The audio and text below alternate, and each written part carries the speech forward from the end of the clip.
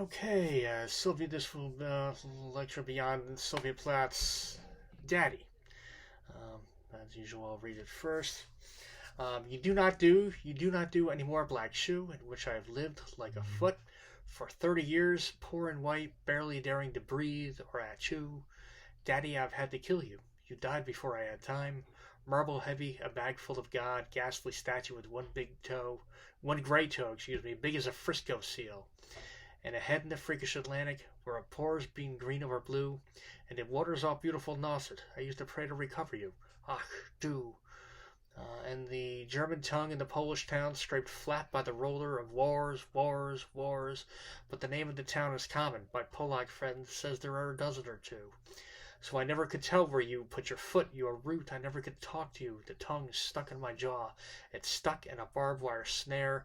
Ish, ish, ish, ish. I could hardly speak. I thought every German was you, and the language obscene. An engine, chuffing me off like a Jew to Dachau, Auschwitz, Belsen. I began to talk like a Jew. I think I may well be a Jew. The snows of the Tyrol, the Clerberry, Vienna are not very pure or true. With my gypsy ancestress and my weird luck and my Tarek pack, I may be a bit of a Jew. I have always been scared of you, with your Luftwaffe, your goblinly goo, and your neat mustache, and your Aryan eye, bright blue. Panzerman, oh you. No God, but a swastika so black no sky could squeak through. Every woman adores the fascist, the boot in the face, the brute heart of a brute like you. You stand at the blackboard, Daddy, in the picture I have of you, a cleft in your chin instead of your foot, but no less a devil for that, no, not any less the black man who bit my pretty red heart in two. I was 10 when they buried you. At 20 I tried to die and get back to you. I thought even the bones would do. But they pulled me out of the rack, and they stuck me together with glue, and then I knew what to do. I made a model of you, a man in black with a Mein Kampf look and the love of the rack and the screw. And I said, I do. So, Daddy, I'm finally through. The black telephone's off at the root. The voices just can't worm through. If I've killed one man, I've killed two. The vampire who said he was you and drank my blood for a year, 7 years, if you want to know. Daddy, you can lie back now. There's a stake in your fat black heart. And the villagers never liked you. They were dancing and stamping on you. They always knew it was you. Daddy, you bastard, I'm through. All right, rough, poem to remember. Sylvia Plath's father died, I think, when she was 8. By all accounts, he was a pretty, at least an average father, maybe a pretty good father. There isn't anything I know of that he was maybe a bit strict, but I don't know of anything that he beat her or abused her in any way, which you would sort of expect for that would be the first to guess, I would think, for most of my undergrads when they first would read, if they read this poem without anyone giving them any context. And again, really, we've seen this before a couple of times where we've gotten these almost nursery rhyme schemes. And I don't know if you quite get that rhyme scheme here, though. You do get a rhyme scheme that's a little bit like that, but you very much get a young girl's voice, and boy, you get almost that Dickensian. If you read Charles Dickens, the rage of the child.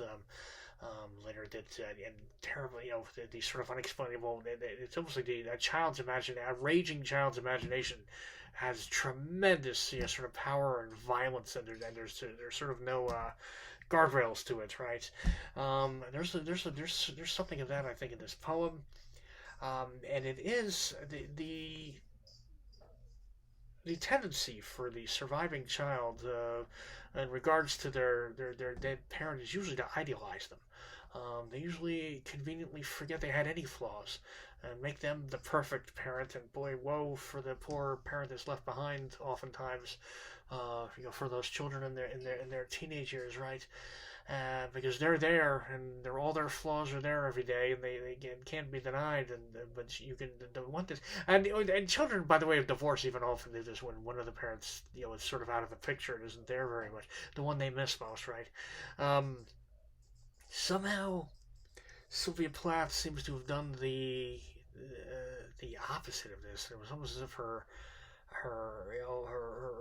mood disorder and her depression just sort of almost like ink seeped through even the memory, of her dead father. And instead of idealizing him, right, um, she villainizes him. Right, and just makes him almost sort of evil, and this oppressive force, and the memory, and it is almost as if the happy memory, maybe of her girlish childhood, is nothing but something oppressing her darker later self, right? And again, you get all kinds of youthful sort of images and imagery and connotations here. You do not do anymore. Black shoe in which I have lived like a foot, like the old woman in the shoe, right?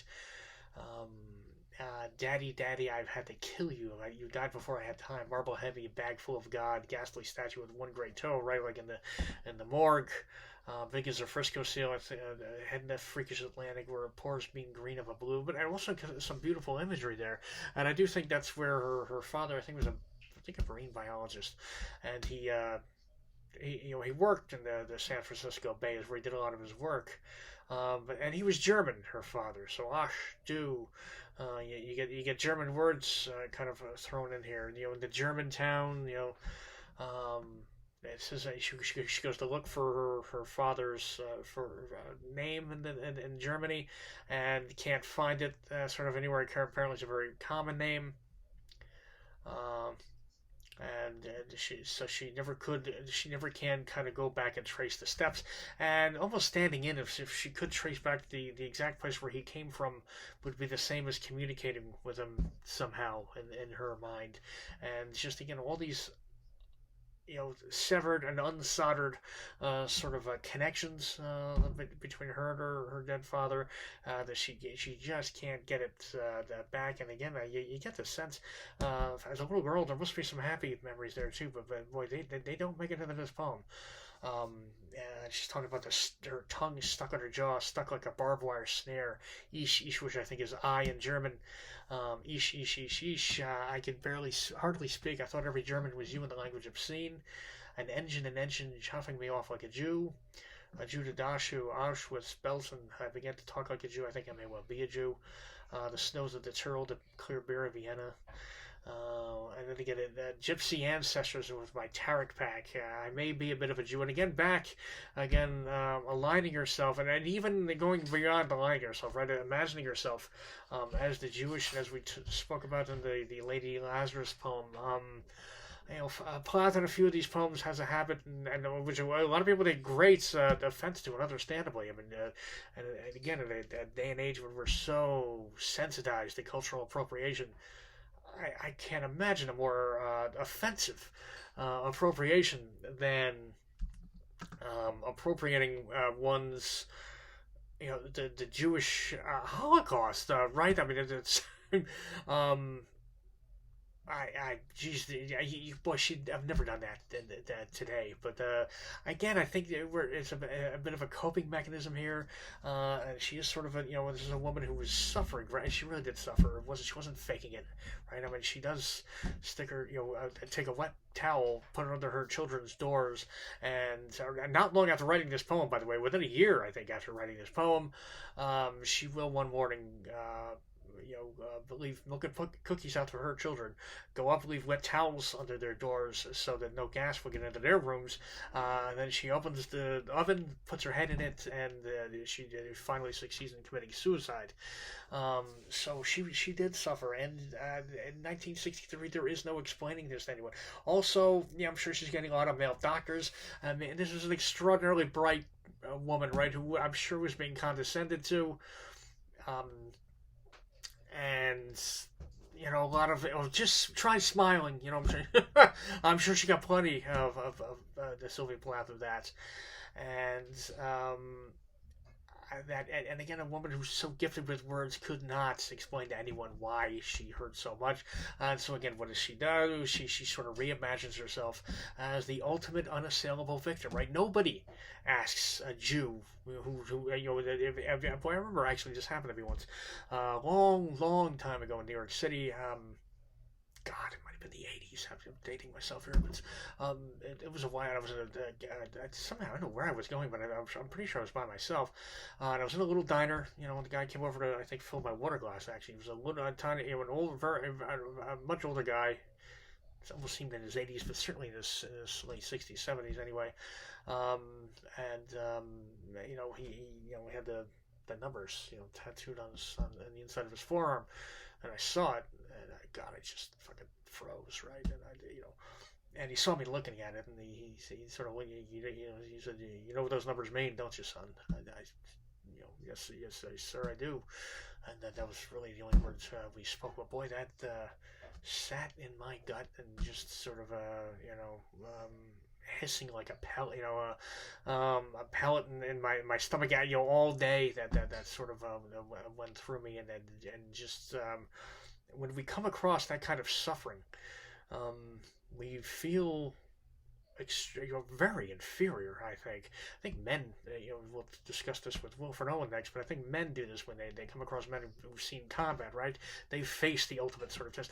Boy, they've survived something that was not horrific, and that we don't know how we would be able to handle it. So I mean, there was always this sort of dark awe in the face of such things, and I think she desired that too. We are meaning-making creatures, and Sylvia Plath wanted these dark moods that seem to have no meaning. She wanted to bestow meaning upon them, and again, she comes up with this dark and really, a bit of a grotesque fantasy where she is the Jew, again, the ultimate, unassailable, unquestioned sort of victim that everyone understands why they're sad, right? And her, in this case, her father, as the Nazi. And again, God, it seems to be 150 levels of sadness to this poem and darkness to it, and again, I don't know that there's anything in the biographical information that would tell us that the father was an evil man or anything like that, that she, through her art, needed to imagine him as as a Nazi, which is the ultimate unassailable evil, right? Just as the Jew in the concentration camps, the ultimate innocent victim, and that is tough, and that is what she's doing throughout here. But again, as usual, so many of the imagery is there's just such a vibrancy to it. It just radiates with life, which is sort of again it's almost like someone crying out to be, it's almost like they're being suffocated, and there's so much life sort of trapped in this thing, but it just can't get out. And she never does break free of it.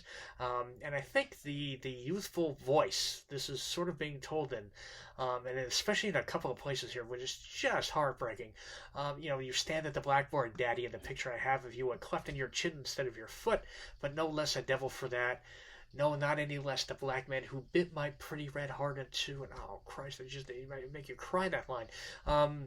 Bit my pretty red. That really is something a wounded 12-year-old girl or 8-year-old girl might say, right? And it's even worded that way. And God, it's just pitch perfect, and also that's so dark. That was 10 when they buried you, and then I tried to get back to you, right? I wanted to die to go be with you. So you are saying that she missed him, right?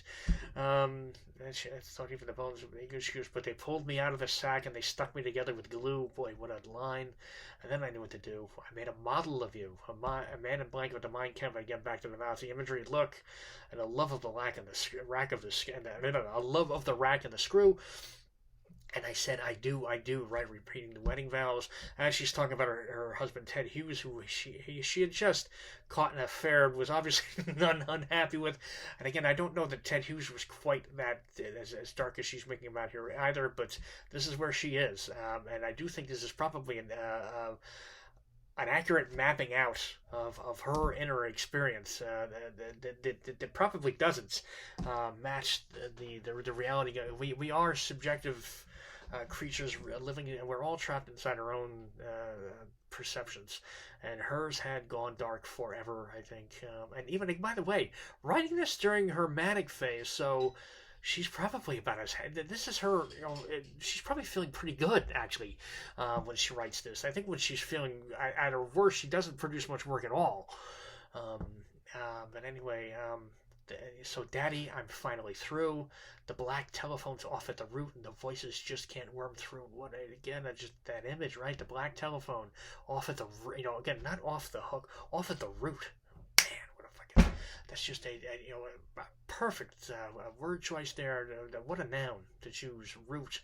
And just amazing. And then the voices just can't worm through. And this doesn't quite work in our days of modern cell phones. Most of my students don't even know what the old phones look like. But the old phones had usually it was a sort of a handle, and you had the little round speaker you spoke into, and they all had a million, almost looked like a strainer or something, with the holes in it. That was what you spoke into, and the voices sort of worming through there. Again, combining the voices coming, and the ear hole, and that had the same thing, by the way. Combining the literal look of the phone, the physical look of it, and the voices coming through with the worms going through, the macabre image of the worms coming through a dead body. It's something else. And then, of course, finishing it with the villagers dancing on her dad's grave, and then, Daddy, Daddy, you bastard, I'm through. By the way, you actually can see Sylvia Plath herself, or hear her. I don't know if you. I'm pretty sure there might be a visual of it, but you can certainly. There's an audio recording of her reading this poem. You can find it on YouTube. Kind of worth listening to. And again, the woman who seemed to have everything, but suffered as much, as almost anyone, and her way of trying to take that suffering and transcribe it into art, and give it meaning and resonance.